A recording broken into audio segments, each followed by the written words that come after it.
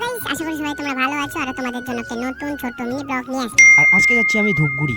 আর তোমরা হয়তো ভাবছো কেন যাচ্ছি, আমি যাচ্ছি বিয়েবাড়ি কাজে। আর তোমরা সবাই জানো আমি একজন ফটোগ্রাফার, তার জন্য আমি বিয়েবাড়ি কাজে যাচ্ছি। আর যারা এখনো জানো না অবশ্যই আমার পেজটিকে ফলো করতে পারো।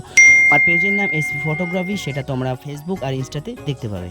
আর কথা বলতে বলতে চলে আসলাম আমি ধূপগুড়ি। আর ধূপগুড়ি এসে আমরা একটা টোটো নিলাম, আর টোটোটা নিয়ে আমরা চলে আসলাম বড় কালীরহাট মন্দির। আর সেখানে আসার পর ব্রাইডের বাড়ি অবধি আমাদের পিক আপ করে দিল একটা আমাদের দাদা। আর চলে আসলাম আমরা ব্রাইডের বাড়িতে। আর ছটপট করে ব্রাইডকে নিয়ে আসলাম আমরা বাইরে একটা ভালো লোকেশনে। এই ফটোর রেজাল্ট দেখতে হলে চলে যাবে সবাই এসপি ফটোগ্রাফি পেজে।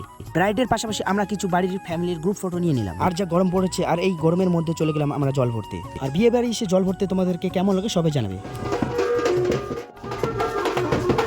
এর পাশাপাশি ডেকোরেশনের কাজটা খুব ভালো হয়েছে, আর আমাকেও খুব ভালো লেগেছে। আর শুনতে পেলাম আজকে নাকি বিয়ের লগ্ন তাড়াতাড়ি। চটপট করে ব্রাইডের কিছু সিঙ্গেল সুন্দর ফটো নিয়ে নিলাম। আর দিদিটা খুব মিষ্টি ছিল আর ফটো তোলার জন্য খুবই আগ্রহী। তারপর বরযাত্রী চলে আসলো আর বিয়ে খুব তাড়াতাড়ি শুরু হয়ে গেল। যাই হোক, এত গরমের মধ্যেও তবু আমার কাজটা কমপ্লিট করে ফেললাম, আর বিয়েটা খুব তাড়াতাড়ি শেষ হয়ে গেল।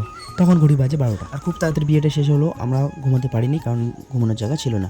আর কোনকে দেওয়ার জন্য যে নতুন খাট আর সোফা ছিল সেটার মধ্যে আমরা কষ্ট করে ঘুমিয়ে পড়লাম। আর ভিডিওটা কেমন লাগলো অবশ্যই জানাবে, আর নতুন হয়ে থাকলে অবশ্যই সাবস্ক্রাইব আর ফলো করে রাখবে। টাটা।